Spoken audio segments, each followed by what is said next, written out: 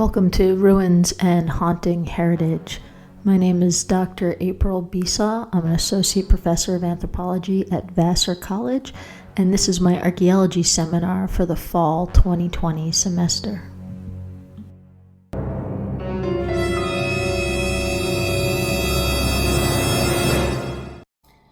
We're back for Chapter 2 of Haunted Heritage, the Cultural Politics of Ghost Tourism, Populism, and the Past by Michele Hanks. We ended the review of the introduction, and we're going to go through Chapter 2 and the conclusion relatively quickly to make sure that we've hit on some of the most important aspects of the book in order to think about the archaeology that is in Ruins and Haunting Heritage. One of the things she starts off this chapter with on page 59 is really kind of pulling apart the differences between a ghost walk or ghost tour and a ghost hunt.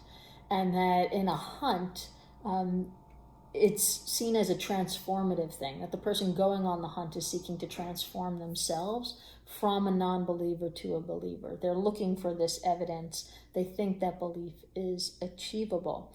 Whereas somebody on a ghost walk is really, they're in their state of belief, and it's not really going to change whether they believe or they don't believe, and they're going to take in these stories as entertainment and place it within their level of belief as it already is, as it already exists. So therefore, two different people in the same ghost walk will have two completely different experiences. One will say, this supports everything I believe, and the other person will say, this supports everything I believe, but what they believe is very different.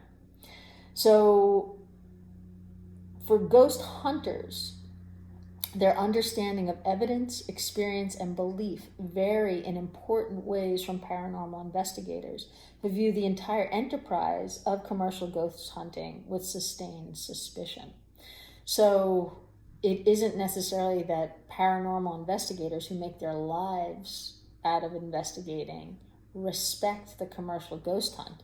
And part of this is because a lot of commercial ghost hunts promise interactions, and paranormal investigators often don't have interactions, and therefore they wouldn't make that promise. So it's kind of like the difference between doing an archaeological project where you're going to go look for a site and excavate it versus a more popular for-pay excavation where we've already found the site, we know exactly what's there, you pay us a certain amount of money and we'll let you help us, versus we're going to go looking for archaeology sites. And this is important in the field of archaeology because a lot of people discover archaeology, pay for an experience, and then when they start studying archaeology, they see that you're not guaranteed to find something, right? So you're guaranteed if you pay because they've tailored it so that you'll have the experience that you're looking for. But a lot of research is negative results. A lot of research is finding nothing. A lot of research is finding not what you expected. So thinking about this hierarchy of ghost experiences as similar to the hierarchy of archaeology experiences, and a lot of people believe that archaeology is something that it is not, and a lot of people believe that ghost hunting is something that it is not. So back to that whole mythical sense that when something is out of your direct experience, you think it's different from what it truly is. And then when you have that experience, you have this new information to understand. So on the bottom of page 61, she says something that's very subtle, but I think very important. And I'm going to harken back to cultural anthropologist from long ago, Margaret Mead, when I talk about it. She said that believing or disbelieving in ghosts does not necessarily call one's rationality into question. However, passionately believing or disbelieving in ghosts begins to call a disbeliever's rationality into question. So we have settled as a culture, as a human species, for the most part, we'd have to test how cross-culturally this works, that it's totally rational to have some amount of thoughts, feelings, experiences, and beliefs about ghosts. But if you are totally into it or totally opposed to it, that's when you are the irrational person, right? So thinking about that you're expected to play. You're expected, so this whole ghost thing is a playful space of exploration, which makes it more approachable for lots of different people. That said, on page 63, she said that ghost hunting, the commercial ghost hunting, is a kind of experience that people seek out in pairs or in groups, that generally people don't by themselves join a commercial ghost hunt. You bring a friend along, you bring a family member along. And she says on page 63, it is rare to have more than one or two participants who attend alone. And part of that can be that, well, if you're by yourself, you're probably taking it more seriously than everybody else in the group, and therefore more irrational, or less seriously and also more irrational. On page 64, she says, for paranormal investigators, so not people who go on ghost tours for paying a company for an experience, but for people who make it a livelihood, for paranormal investigators, the trajectory of becoming a paranormal investigator culminates in organizing and leading their own investigations into the paranormal. So some of those people who sign up for ghost hunts by themselves might be seeking to get training to become a paranormal investigator. And in general, paranormal investigators tend to be skeptics, not people who believe. So ghost hunts, she says, are generally not tourism, that people plan way ahead of time that they're going to go on a ghost hunt. They pick one, they pay a lot of money, they find somebody to go with them, and they stay maybe for hours or overnight. Whereas ghost tourism is more generally these ghost tours, these ghost walks, where you find yourself in a city like New Orleans, and you pay somebody $10 and you spend an hour with them along with a larger group of people, and you hear some stories and you walk around and you get to see a part of the city you wouldn't see otherwise. And therefore that is more of a tourism. I picked New Orleans because I've gone on ghost tours in New Orleans. Very interesting place to go on ghost tours. But then she talks about the commercialization.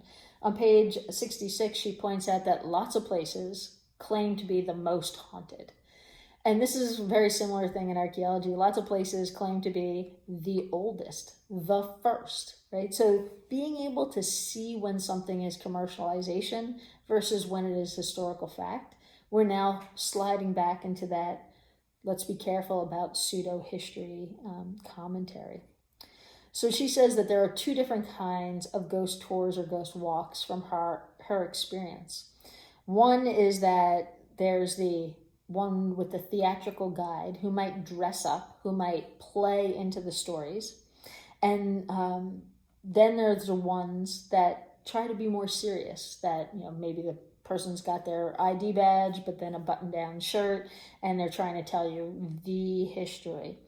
And she found that people who go on ghost tours generally don't have a preference for one or the other. Right? So the variety of what to expect comes in the story, not necessarily the storyteller. She also said that it works after the effect too, that when she interviewed people about ghost tours that they had been on the past, they generally could not remember whose tour they went on or exactly what happened in the tour, but they generally remembered that it was good and they had a good time.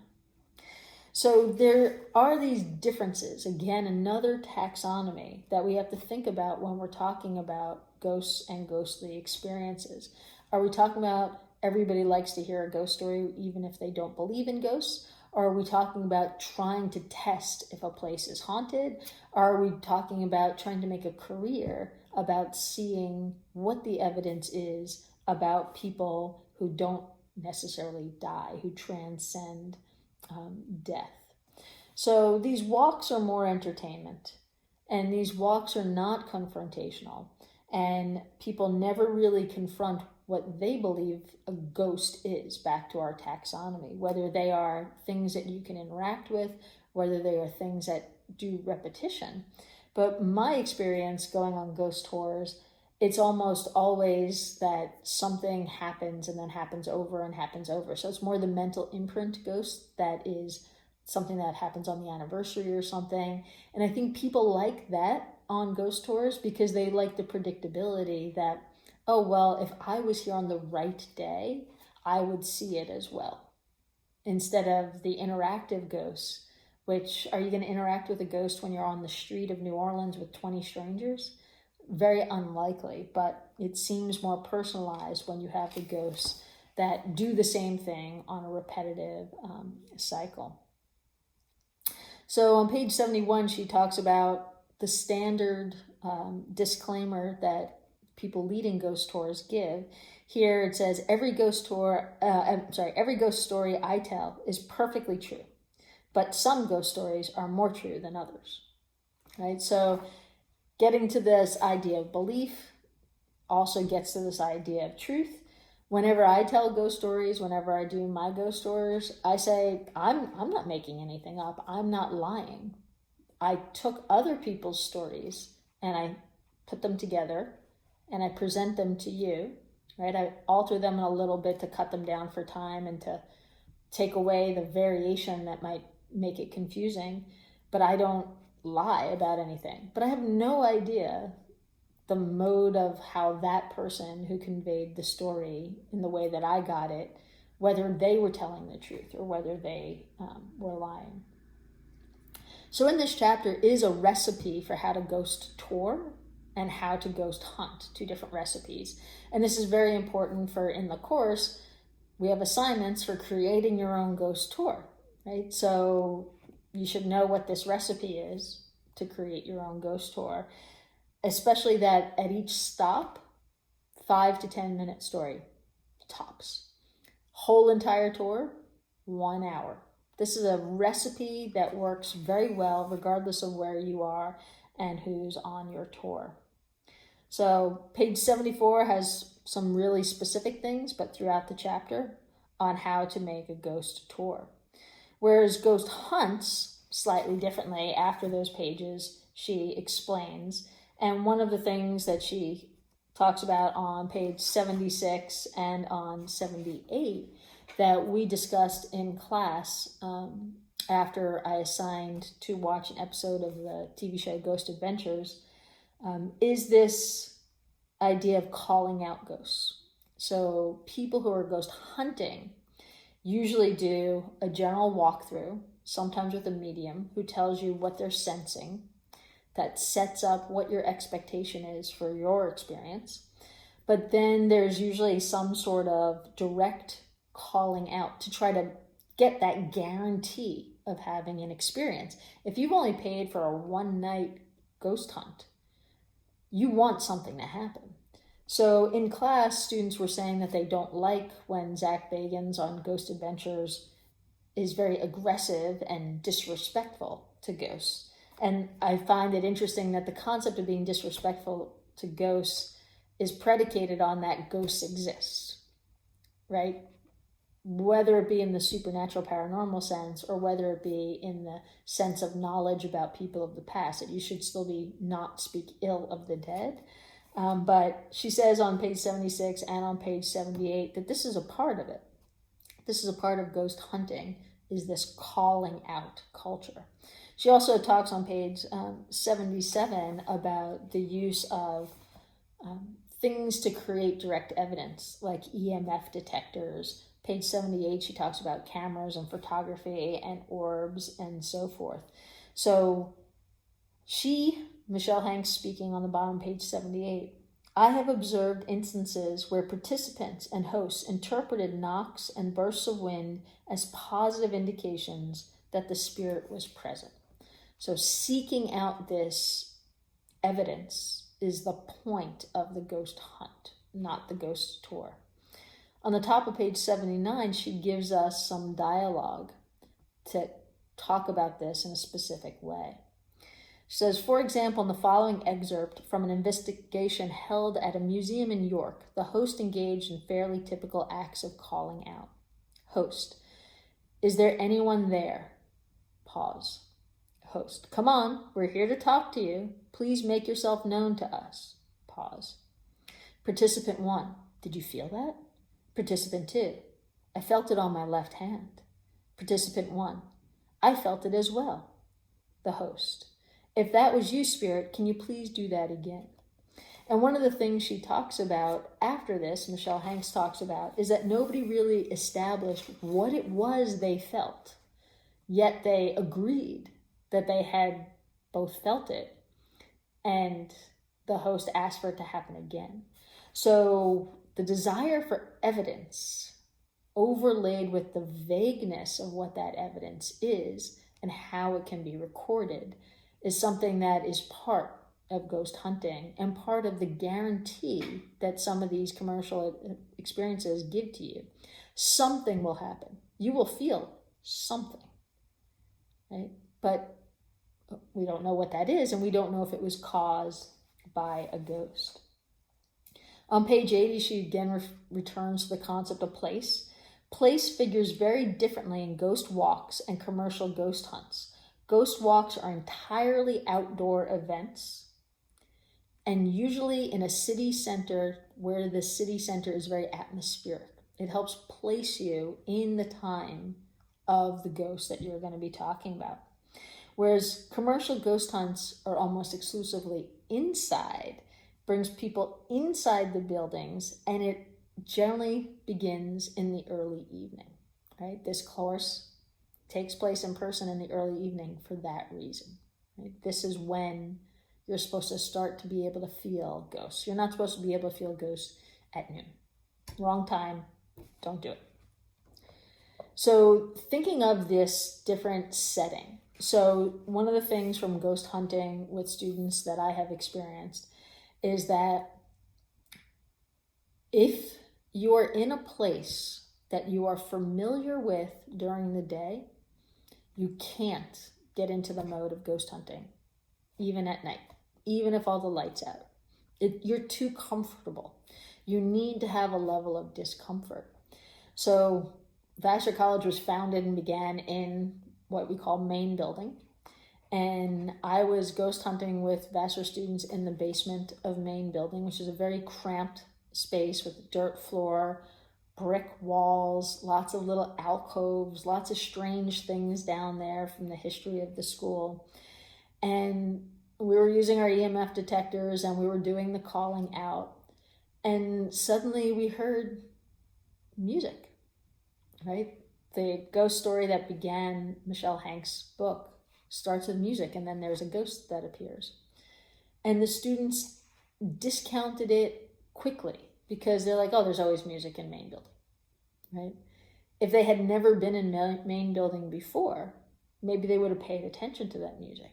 For all we know, there was a ghost manifesting, and we were like, no, we're not buying you. Please go away. It was very, ethereal music at the same time. I think anybody else would have taken that as evidence, but not Vassar students, because they know that there's always music in Maine. So on page 82, we have a little Foucault.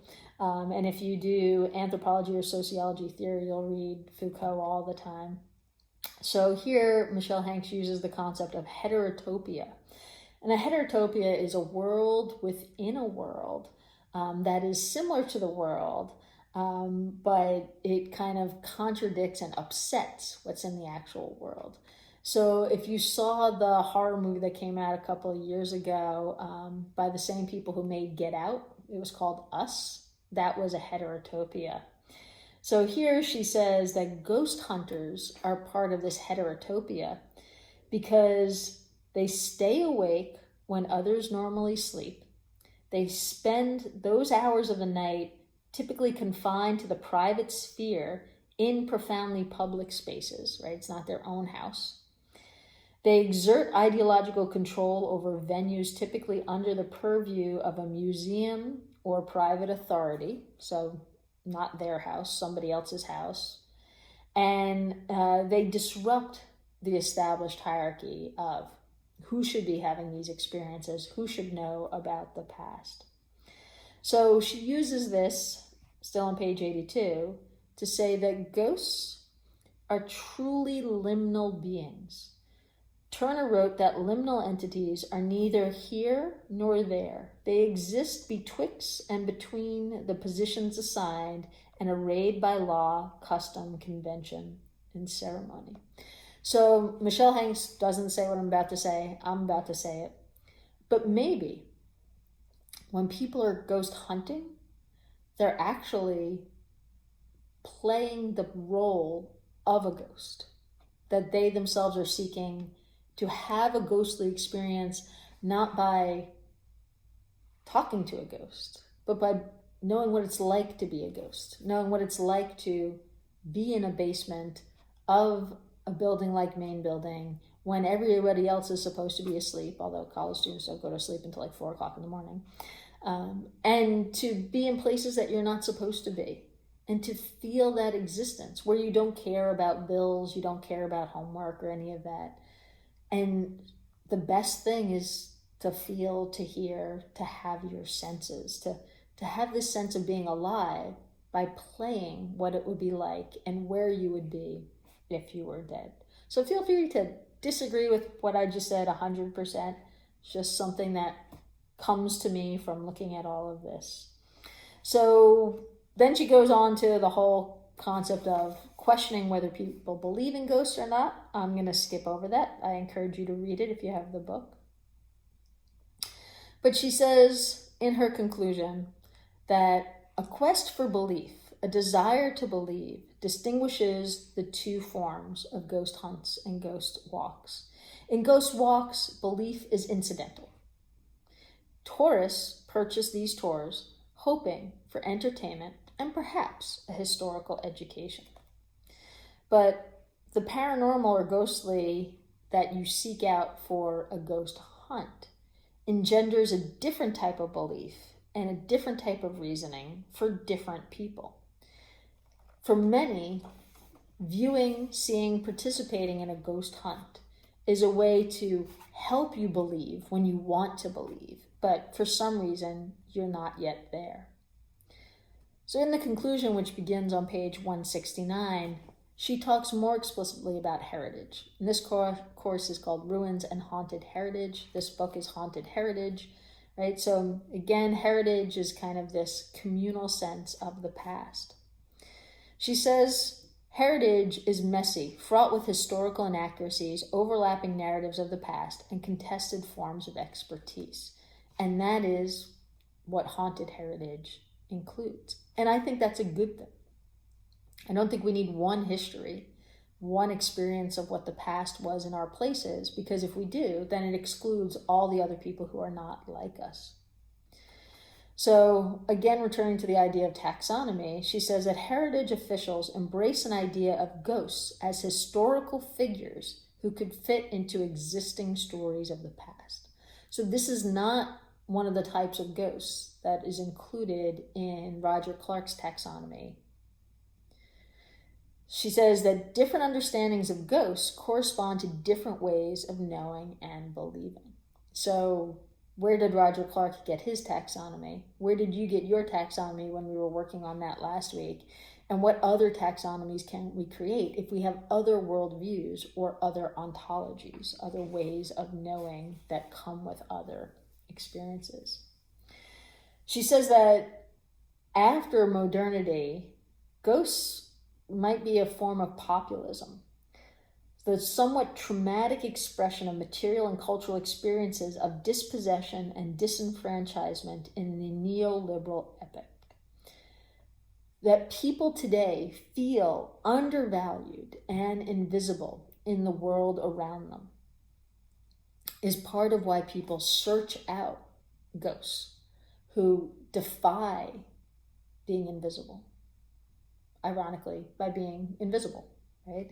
They keep coming back to us and they force us to remember them in a culture, in a world where everything is moving so fast that nothing seems worthy of being remembered. On page 170, she says, ghost tourism's populism manifests in two interrelated forms. One, a critique of the organization of public history and a destabilization of the expert authority of historians and other heritage officials, like archaeologists. Also, that these populist forms of history making, grounded in the ghostly, may reveal something more significant. Such forms of historical imagining reflect and seek to remedy ghost tourists' feelings of exclusion and isolation in the contemporary nation. Ghost tourists feel underrepresented in the forms of public heritage that they see as celebrating the elites of history. They respond by crafting a history that remedies these acts of historical exclusion. So therefore, it is a destabilization of the expert authority and also a creation of a heritage that is inclusive of difference, especially socioeconomic difference, especially of the lower middle class, or as she says on page 171, the desire to encounter ghosts like them. She says on page 172, the historical figures that emerge through encounters with ghosts or in ghost stories reflect a desire for a greater conclusion and focus on the lives of the working class. This also reflects an implicit desire for greater emphasis on the social history and the public sphere. It does more than simply reflect such a desire, it enacts it as well. So thinking about these same topics over and over, that ghost heritage, haunted heritage, is really a critique about how we use the past today to give everybody in our communities a sense of belonging. If the history of your town says nothing about people like you, how do you belong in that town?